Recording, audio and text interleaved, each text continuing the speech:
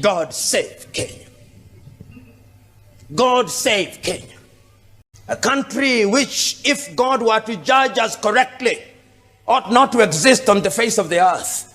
It ought to have received the treatment of Sodom and Gomorrah. But the only beauty in Kenya is that God has found 50 people. That is the only reason why God still preserved this country. But his patience is running out. Our cup of iniquity is getting filled by the day, and we do not know it. How is it getting filled by the day? On a daily basis, we are becoming a country where greed is celebrated. We give men and women opportunity to serve, and they steal from us. We give men and women the opportunity to preside over our health services. They acquire expired drugs, and women die, and children die. We are accusing Adolf Hitler of Holocaust. That is Holocaust of another kind. We are giving men and women the opportunity to preside over our transport department. They take the money, compromise the quality of our roads, and men and women die on those roads. And then we say that that is not genocide. It is genocide. And those men claim to be Christians. We give men and women the opportunity to preside over our counties. And our nurses are on strike for 1 month. And our doctors are on strike for 1 month. And not the president, not the opposition leader, not any member of parliament talks about it. These are the individuals who will save Kenya. These are the individuals, the pharaohs who have acquired the garbs of Moses, cheating us that they are Moses and they are pharaohs in disguise. God save Kenya. The tragedy is that the Kenyans either do not know or do not care.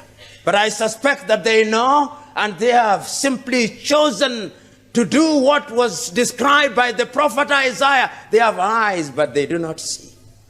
They have ears, but they do not hear.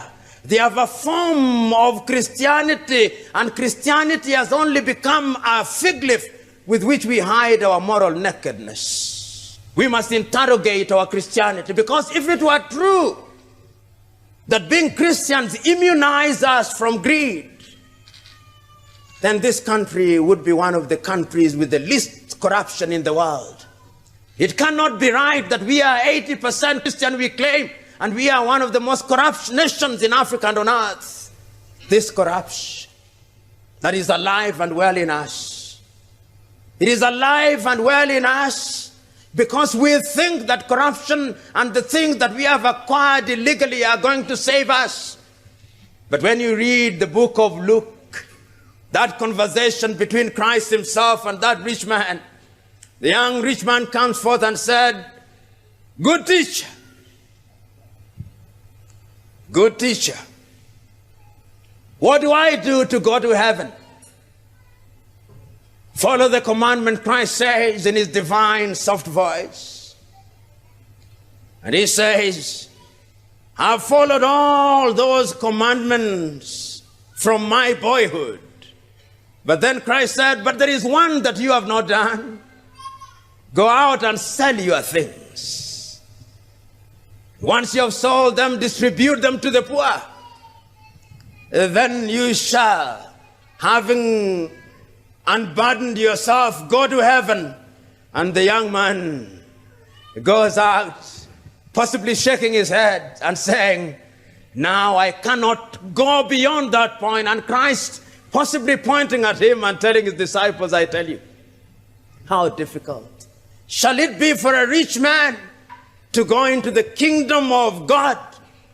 It would be easier for a camel to pass through the eye of the camel, of the needle, than for a rich man to get into heaven." Christ is not condemning wealth. Christ is simply condemning the worship of wealth.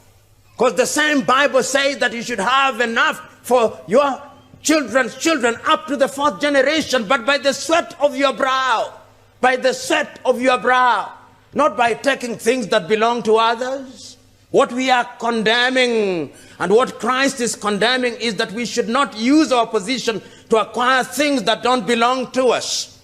And I'm submitting to us that one of the reasons why Africa and Kenya will never realize their potential is that our appetite for that which is evil has been sharpened.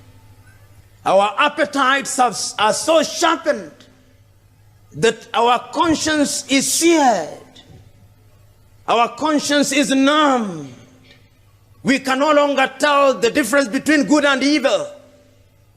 And because we cannot tell the difference between good and evil, we engage in good and evil on a daily basis. And that is why Isaiah says, "Woe unto you who call light day and day light." And corruption is to be found in very many places. Corruption is not only to be found in the political arena. Corruption is found even in churches today. You know, a friend of mine with whom we don't agree on many things, but we agreed on this one, once told me, the church has become so mechanical, so structured in form, that there is no space for Christ and God. And that I thought was very deep. We have structured our worship services in such a way that God is only mentioned occasionally, that God is only worshipped occasionally. And I normally sometimes ask myself, how was Christ worshiping? Christ was an itinerant preacher who engaged in dialogue on a daily basis. Christ would come and find a few people and engage them in a discourse on matters of the heaven.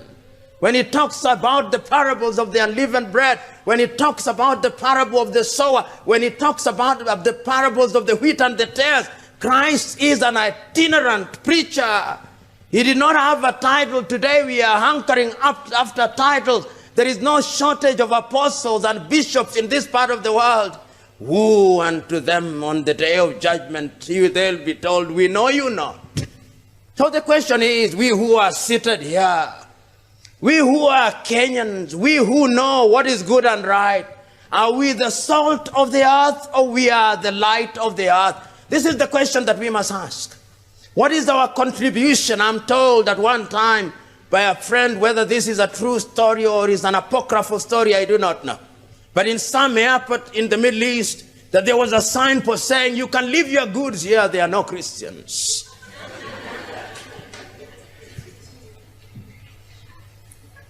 There is a sense in which that statement is made tongue-in-cheek, but it has a hidden meaning.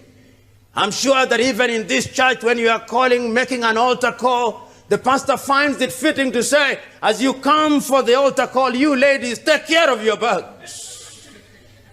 Because even within our ranks, Satan is alive and well. Within our ranks, Satan is alive and well. Every corner we turn, Satan is alive and well. Remember that temptation is always there. Even Christ himself was tempted. So that what Christ is telling us to do, he also went through. He had the agony. I keep on saying, before Golgotha, there was the agony at Gethsemane. There is no Golgotha without Gethsemane. And there is no resurrection without Gethsemane and Golgotha. So there is no triumph without temptation. It is your ability to resist temptation that defines who you are in these matters of corruption. And I know many thieves in this country. There is no shortage of thieves in Kenya. There is no shortage of thieves in parliament. They are there, and they are also good men there, but few. Recently, on national television, a member of parliament from a place called Sirisia, I do not know his name, that member of parliament, but he was asked about corruption, and he said on national television that we normally receive bribes between 10,000, 100,000 and 50,000. All of us, he said on national television. And he was asked a direct question, do you yourself receive bribes? He says, I do. And even right now, he said, there is a matter in which I'm involved, in which fellow members of parliament have asked for 56 million. And he asked the interviewer, who can refuse money except God? I'm telling him that we can refuse money, and we have. There are good men in this country. I subsequently sent an SMS to the ESCC telling, arrest this individual. I'm still waiting for the answer. Because I believe such a one as that ought not to occupy the position of leadership, but I fear that such a one as that will be re-elected again. And when you elect such men and women to come to parliament, we can pray and fast all we want. But the last time I checked, if you elect Lucifer and his angels, there is only one thing that is going to happen, something satanic. And I'm submitting to us that indeed, as we are looking at the country today, and you watch these individuals in the 47 odd counties, these men and women, the bulk of them, are making promises to us. They are telling us they'll build bridges where there are no rivers. They'll build bridges. They are now telling us that they shall cause manna to fall from heaven. They are telling us that they shall make ice out of water and water out of ice. And they shall make fire out of ice, they are telling us. They are telling us that upon their election, our lives will change dramatically in the same way that Paul of Tarsus became Paul.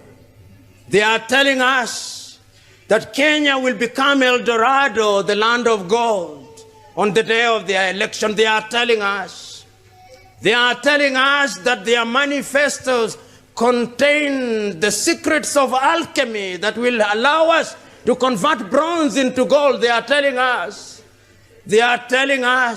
that the skyscrapers of America in New York will be transplanted and be planted in Kitui. They are telling us, they are telling us that all the beautiful things that are happening in Europe will, in the twinkling of an eye, invade our country and will never go back again. They are telling us, and unfortunately we believe them.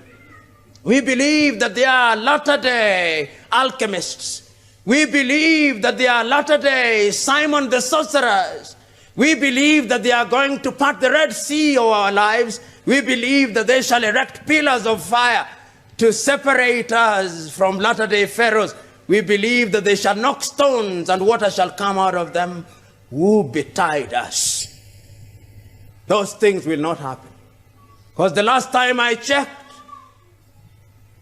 an elephant only begets an elephant. How can it therefore be that a rabbit tells me that he'll beget an elephant? How can it be that hyenas are now telling me that they shall give forth lions? It cannot happen. It will not happen. And we believe it. We are co-authors of our own misfortune. We are co-authors of our own misfortune. The Bible is so clear that thou shalt reap what thou art sown. But what are we sowing now? I want each one of us, because corruption is not only restricted to bribes, no. Inspect your heart. In the little things that you do in your office, when your child does not have a pencil at home, do you take a pencil from the office to take it home? What do you do in private? Because we are in the business of doing that, and you don't think that that is corruption. You imagine to yourself, if every worker were to take a pencil from your place of work. Those of us who love this country, which country is great in prospect, we must begin to say something. You know, whenever I've talked about corruption, I've always said that there are two ways of dealing with the corrupt in this country. to tell the king and the queens that they are naked. There are two ways of doing it. One of the ways is to be found in the synoptic gospels, and is what I call the way of John the Baptist. You go out into the agora and shout, "You Herodias, you have an illicit affair with the wife of thy brother Philip. Thou standst condemned." You say so in the agora. You will be arrested. Then there will be a dance at which Salome will dance so well. And Salome will be asked to name her prize. And Salome will name her prize as the head of John the Baptist. So if you choose to shout in the agora against corruption, you must be prepared to pay the ultimate price. How many of you are prepared? Because the last time I checked, if you've not found anything, Martin Luther King Jr. used to say, for which you are prepared to die, you have no business living. All of us must find something for which we are prepared to die. Then we are worthy of living. It is incumbent upon us as Christians and patriots to point out the evils that bedevil our country, not with the arrogance that will inflame the anger of the leadership, but with the firmness that will open their eyes. We must do that consistently without fear of consequence. But there is another way also of doing it depending on the circumstances, and that way I call the way of Nathan. Nathan visits David and he tells David, "O king, in your kingdom there are two people, one very rich and the other one very poor with only 2 animals, and the one who is very rich takes the one from the poor one."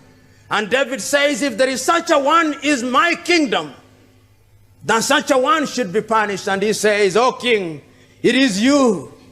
You have taken Uriah's wife, and you have sent Uriah into the battlefield, and he is dead there." There is a sense in which we must determine what is the right approach. There are times when you use the method of John the Baptist, and there are times when you use the method of Nathan. Choose what is appropriate. Choose the instruments of first resort when first resort is at hand. Choose the instruments of last resort when the last resort is at hand. But never, ever stop doing the right thing. Throughout the ages, we have seen good men fight corruption. It is not a battle that started yesterday. We have told ourselves that it all started in heaven. And then we descended to the Garden of Eden and we saw the exploits of Lucifer. Then we went to Sodom and Gomorrah and we saw the contention between Abraham and God. And it did not stop there. We saw Moses grappling with Jannes, Jambres, and Dathan. And it did not stop there. Our own Christ is tempted, being told, if you only agree to worship me, the entire world will be yours. And Christ says, no, the only one to be worshipped. And it did not stop there. Even our own Christ was betrayed on the basis of 30 pieces of silver. But there are good men throughout the ages who have demonstrated by word and deed that when the chips are down, they are prepared to pay the ultimate price. That is how I understood the story recorded in the book of Daniel, the story of 3-4 young men, Daniel, Hananiah, Mishael, and Azariah, known to us much more famously as Shadrach, Meshach, and Abednego. When they were performing in the household of Nebuchadnezzar, they were given different names. They were told to worship an idol made 6 cubits wide, 6 cubits long. And they were told, you've got to worship it, and they refused. And a fire was lit 7 times over. And the Bible records that those who threw them into the fire were consumed immediately. But when they went in there, they said, the God that we worship will rescue us. But even if he does not, we shall not bow unto you. And within a few minutes, we are told that there was a fourth man in the fire. And Nebuchadnezzar said, but I threw in 3 men, but I now see 4. And the fourth one is like a son of the gods. We must always create an environment where the fourth man comes like a son of the gods. And that we can only do by resisting that which is wrong at all critical times. But like Luther King used to say, before the victory is won, men who are righteous and women who are righteous will be called all manner of names. But do not be deterred. Is it not Winston Churchill who said, you can never realize your goal if you turn to throw a stone at every dog that barks? Let the dogs bark, but you move forward ever, backward never. We are being told that there is something happening in Sodom and Gomorrah, but the divine injunction to the wife of Lot is that you shall not look back, because if you look back, you shall become a salt of stone. The choice is ours. The choice is as clear as it was in the day of Joshua. When it is recorded in the book of Joshua, chapter 24, it says, when you were across the river, your grandfathers worshipped idols, Terah and Nahor. And when you came into the land of the Amorites, you also found their gods. Choose you now, whether you shall worship the God of your fathers across the river, or the God of the Amorites in whose lands you live. As for me and my house, I shall worship the Lord. That question is an eternal question. We must make a choice. The choices are not easy, but I know men and women who have made those choices. Stephen, the first Christian to be martyred, made such a choice. The question is, you who are here today, what choices are you making today? The time has come that we must remember that this country will only realize their potential the day that good men and women have the opportunity to serve. The Bible that we read has numerous stories telling us of how the people enjoyed when good men and women were in authority, and how they suffered when evil men were in authority. This country that I live in, that I love, has great potential, but potential is only potential.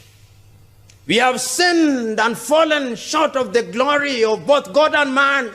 We must repent and be of contrite hearts.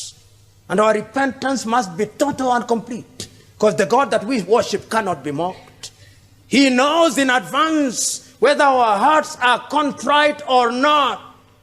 So today, if we are liberating ourselves from the 7 deadly sins, let us ask Koigi Wawa Mwere, who is a friend of mine and who is a Kenyan who has been wavering recently between 2 opinions, has written a beautiful book called Towards Genocide in Kenya, The Curse of Negative Ethnicity.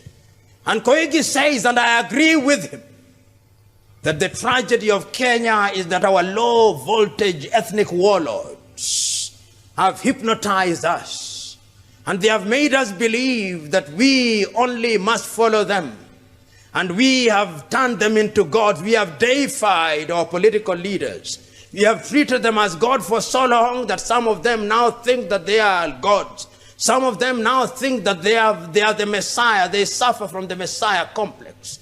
They believe that God has sent them with a direct instruction to rescue us from latter-day pharaohs. No, they are not. And it is our duty to recognize and unmask them, and to know that they are only humans, and to remember that they are Dathan and latter-day Jannes and Jambreses. And when we do so, the God that we worship will liberate us from corruption of the morals. What you want is a man or a woman who fears God, who is going to ensure that Kenya thrives. And I look forward to the day. Ladies and gentlemen, it can be done. We must do it. Let us live our Christianity. That does not mean that we will not sin. No. Winston Churchill said that success is moving from failure to failure without loss of enthusiasm. And I'm submitting to us that in our quest to meet Christ and to do good, we will move from failure to failure. But we must never cease to be enthusiastic, because the more we try, the more we reach close to our target. It can't be done. It must be done, because if it is not done, we are done. God bless you.